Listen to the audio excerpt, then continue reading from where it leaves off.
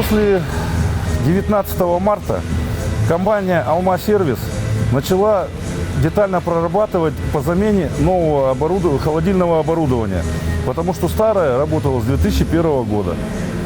Ну и так как оно просто выработало свой ресурс, уже нужно было ставить новое оборудование, чтобы дальше продолжать хоккей в нашем городе. Монтаж вела компания «Оазис Инженерик». Они связались с европейской компанией Pfizer, и они уже под наш именно дворец спорта подготавливали оборудование.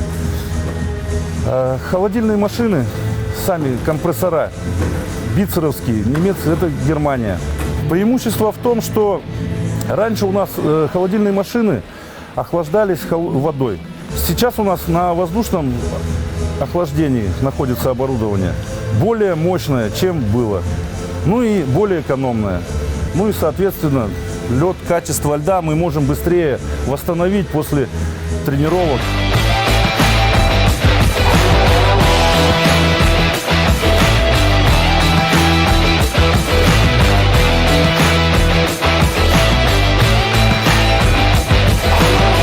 Были проведены следующие работы. Значит, мы поставили сюда по регламенту безопасная отбойка. Потом, значит, вот стекла, между стекол безопасной отбойки, чтобы клюшка сюда не залезала. Стойки ворот мы увеличили до 18 сантиметров. То есть это согласно регламенту. Это опять же в целях травмобезопасности. В конце сентября, то есть 28-го, мы уже дали лед. И команда вышла на лед тренироваться.